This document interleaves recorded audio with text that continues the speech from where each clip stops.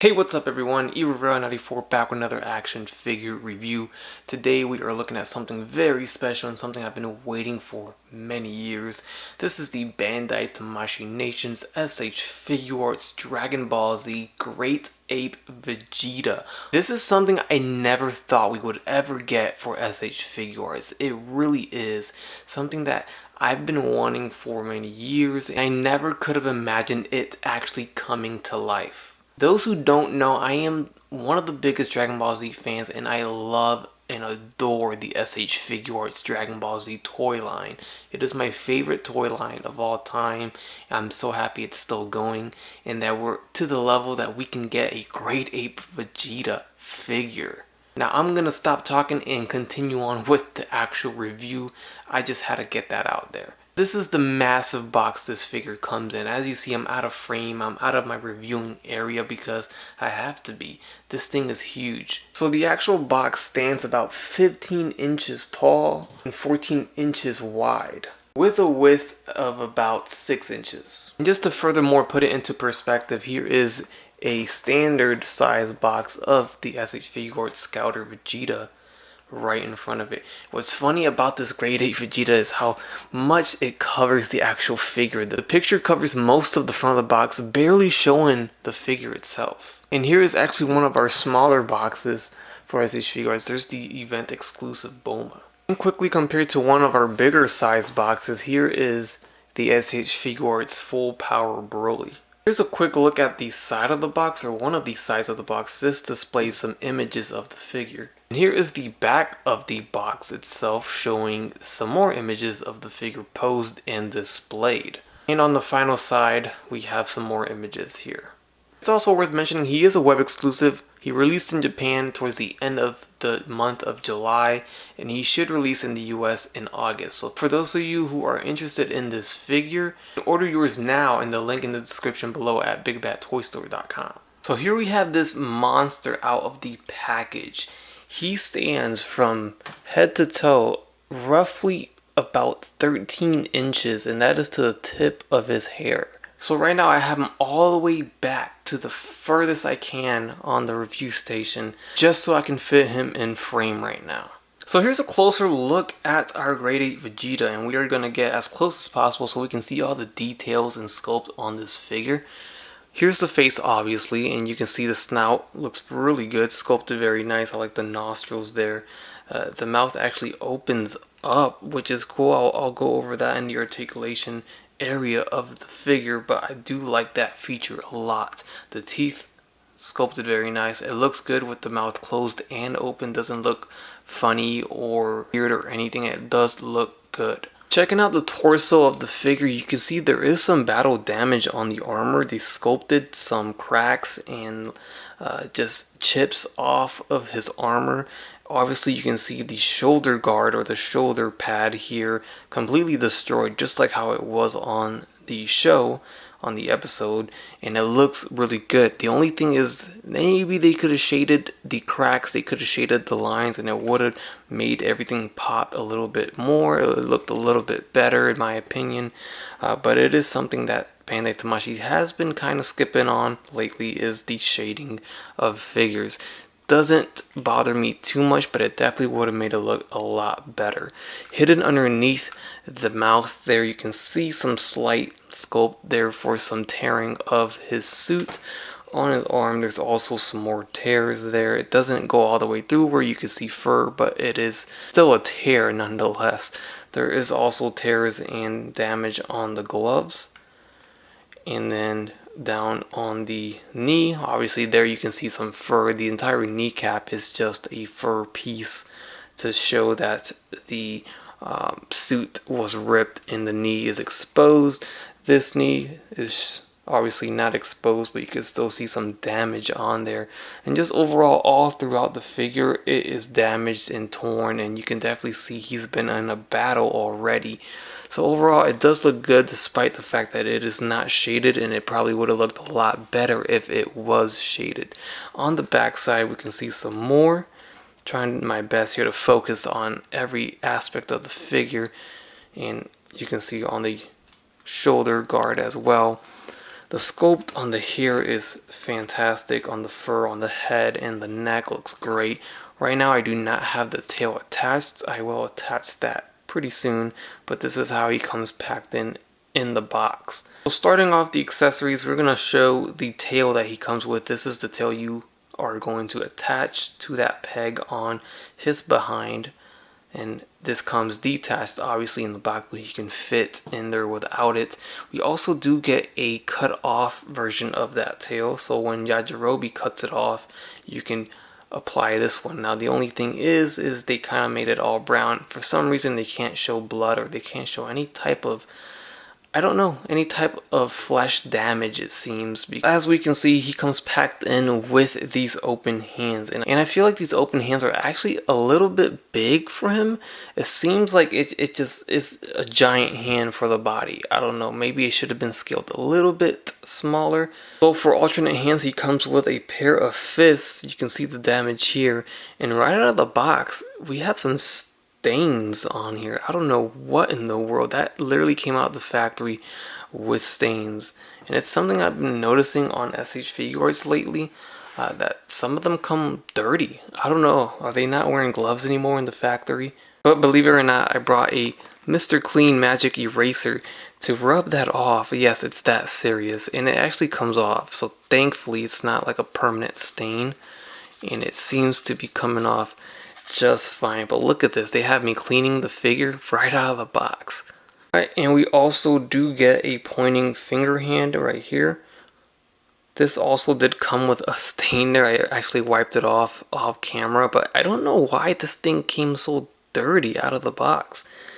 I don't know, it kind of bugs me. Now this by far is my favorite accessory here ever since they revealed the promo shots of this. The fact that you can pose your Grade 8 Vegeta squeezing the life out of Goku just like he did on the TV show is amazing. And they actually made Goku look fantastic. It looks great. You can see his feet at the bottom there. This is molded together, obviously you can't separate it. So you just pop off the two hands and put the arms together, and you'll have Grade 8 Vegeta squeezing Goku. And I do want you guys to see how good they painted Goku and made Goku there. So you can see him yelling. His face sculpt is actually not too bad. Overall, it looks good.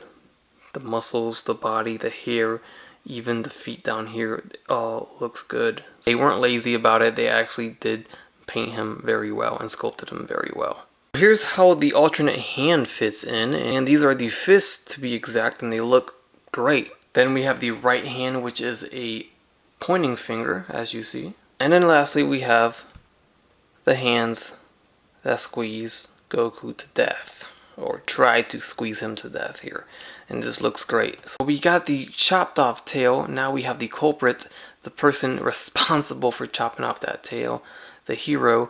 We have Yajirobe.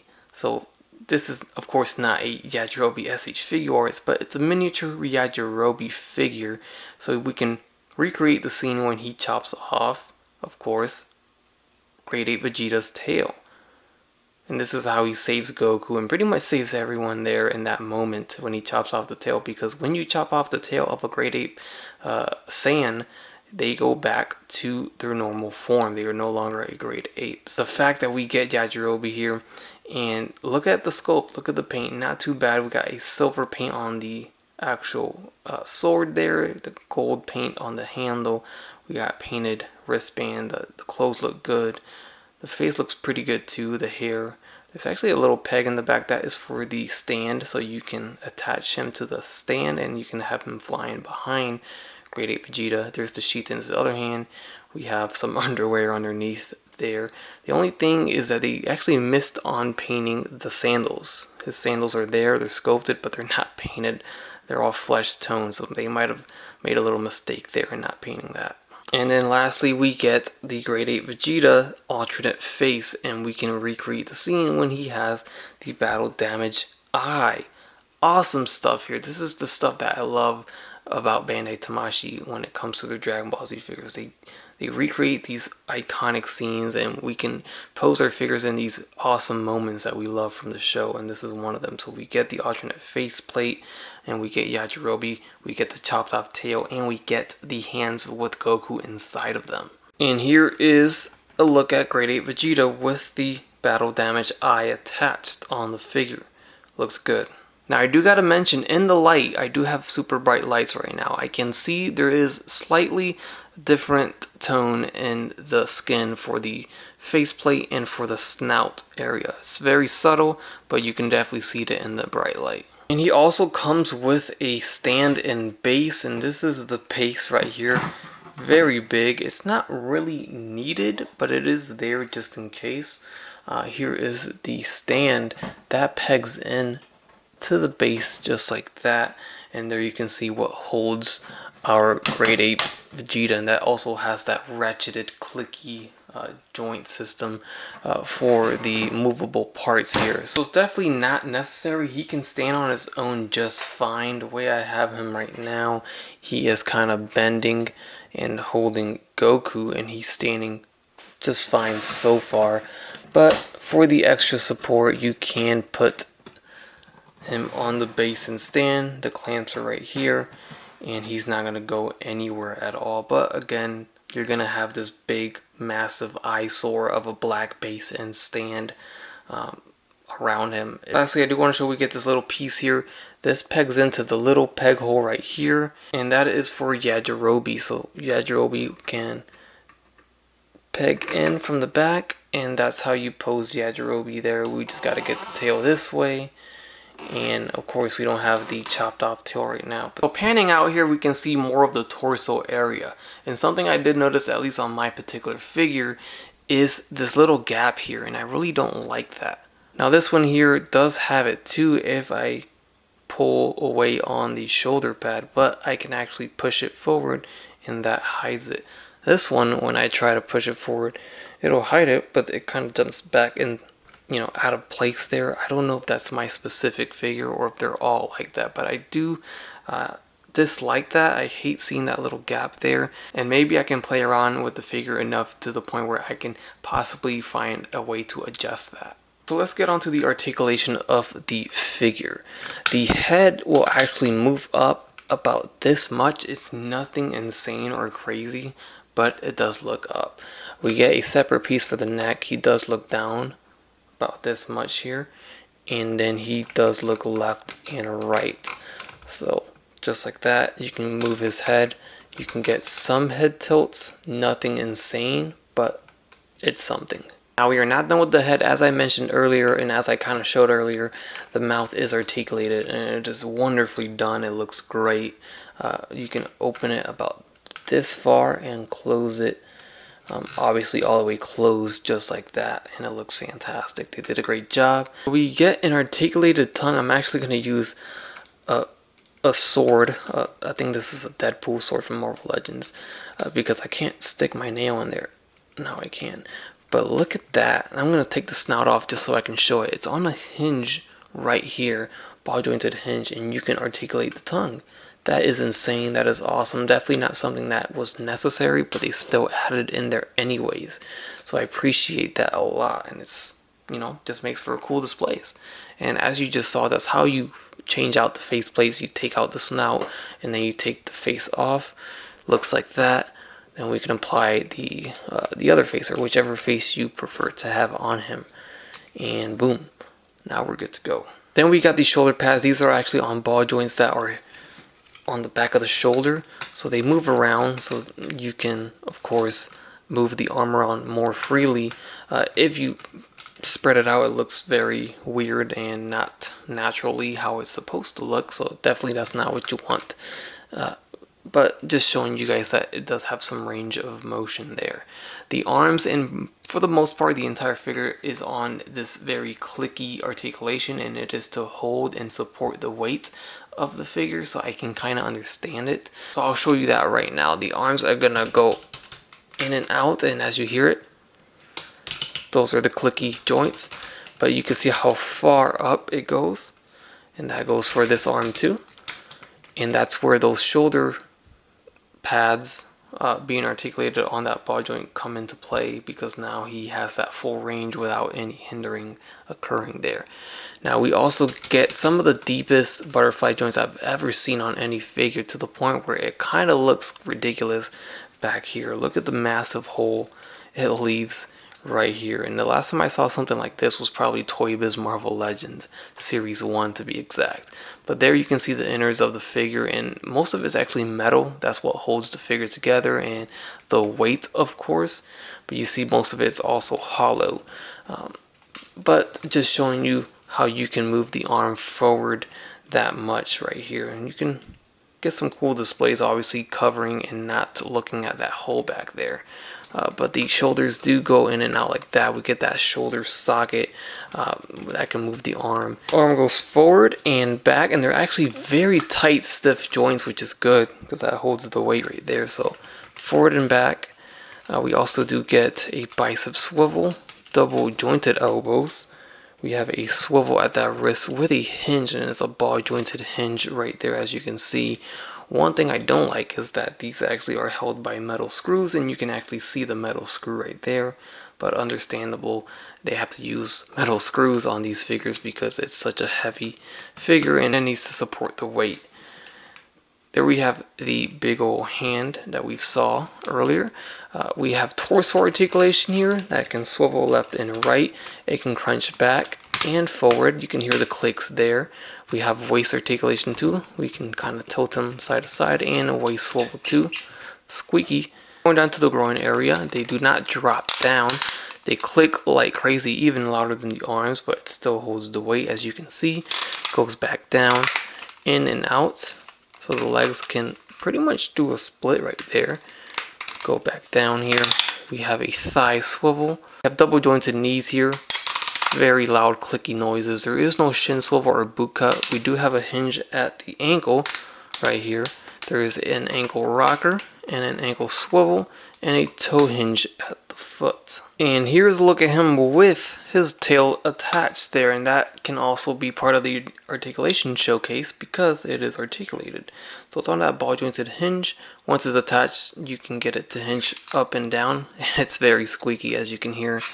And then we can also rotate it around there, so you can pose it however you would like. Down, to the side, up, like this, like that, however you would like. That works. And of course you can pop that out and just have the tail that is chopped off. So of course we are going to compare him next to our SH Figuarts Scouter Vegeta, and that is the newest one, which is the 2.0 articulation, the new design there. And you can just see that of course he is just being towered by the Great Ape Vegeta, but you can also see that the top of the hair hits about the waistline of Great Ape. And here I'll throw in the Sand Raised on Earth Goku figure, and you can see obviously that this Great Ape Vegeta, despite its size, he is not technically in scale with these figures. He actually isn't big enough to be in scale with these figures. I honestly think that is damn near impossible to do. For this Great Ape Vegeta to be in scale, these figures right here would have to be the size of this Goku inside his hand.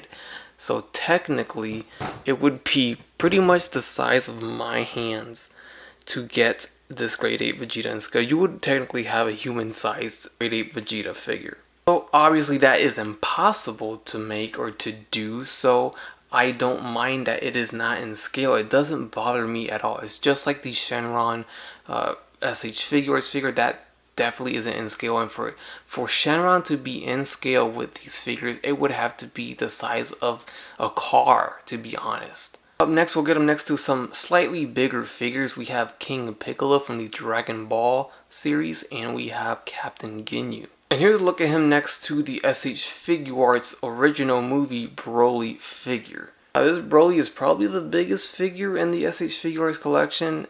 Now he is the second biggest. Now that Uzaru has been released, you can see how much bigger Great Ape Vegeta is next to this Broly. Up next, I'll throw in some random G.I. Joe figures. We have the Amazon exclusive Arctic Mission Shadow Storm on the left, and then we have the Target exclusive Beachhead on the right. For Marvel Legends, I'll throw in the Stan Lee figure and the Cable figure. And next to some Star Wars Black Series figures, we have the Heroes of Endor Princess Leia and Paploo Ewok figure. So before I wrap up the video, I want to just show him next to a Shoto Vegeta figure, and this is a totally different line, but the scale is a lot smaller. I only have Vegeta. I don't have a Goku or anyone else, but it's a lot closer in scale to what it should be for this grade 8 Vegeta. Actually seeing him next to the Goku in his hand, and it looks almost the same size as that Goku, slightly bigger, but I think this one works in scale more with this grade 8 Vegeta. If you want to get more realistic with it, I guess, if you want to do more realistic displays, then I would recommend these Shoto figures for sure. Alright guys, and that does it for the review of the SH Figuarts Dragon Ball Z Grade APE Vegeta figure. What a great piece, what a great looking figure. Although he may not be 100% in scale because it is damn near impossible to get that scale, I am very satisfied with this figure, satisfied with the outcome and everything that he comes and offers. The fact that he comes with the damaged face, the Goku inside his hands, the Yajirobe, all of it is so great. I'm very happy with the figure. He is pricey, he retails at $170, but look at what you're getting. This is the biggest SH Figuarts figure to date for Dragon Ball Z. Figure opens the door for so many more possibilities. Can we get a regular Uzaru? Can we get bigger figures? And I hope everyone goes out and supports this, because if this gets support, then this tells them that they can make figures like this. They can make big giant figures like this, figures that we never thought we would have, and they know it would sell because the fans want it. I think it absolutely delivered. It's something that I wanted, something that I requested before, and I never thought we would ever get, and yet here we are. So thanks everyone for watching. Leave a like down below, leave a comment, let me know your thoughts, and subscribe if you haven't done so already. As always, have a great day. Bye.